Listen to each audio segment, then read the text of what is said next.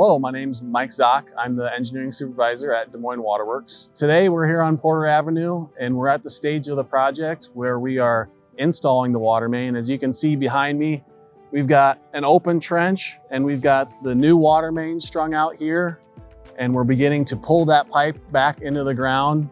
And once it's in the ground, the next stage we'll go through is water main testing, where we test it for pressure and test it for bacteria to make sure it's clean before we put it into service. Today, we're installing 8-inch PVC water main.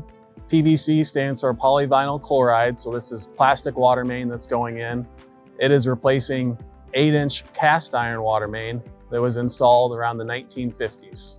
We expect the life expectancy of this PVC pipe to be well over 100 years. When we're designing water main, we're really kind of thinking about three different things. Number one, we're thinking about the customers.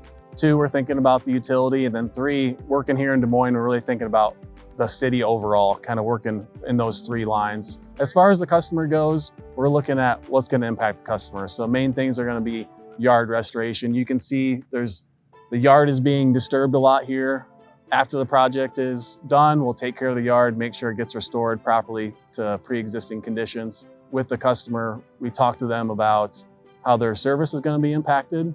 So that is included in the letters we send out before the project starts. And then we also share with them door hangers. We put those on the door that will notify them of when their water is going to be out of service. When it comes to selecting water main for replacement, we are basically looking at three different things. One, the likelihood of failure. Two, the cost of failure. And then three, capacity. So as far as the likelihood of failure, things that go into that is going to be the condition of the pipe.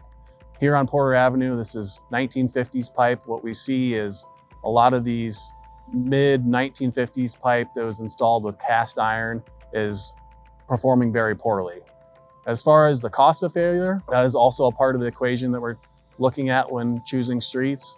And the cost of failure really hones in on the larger pipes that are in areas where there's going to be a high probability of damage and a high cost of damage. So think of areas like downtown where there's a large transmission main. If that fails, there is a high probability that's going to cause a lot of damage. So that's another factor we look at. And then lastly is capacity. So if a water main that's smaller diameter, such as a 4-inch, is going to have less capacity, and we look at that when choosing projects because we want to be able to increase capacity or make capacity adequate for that area.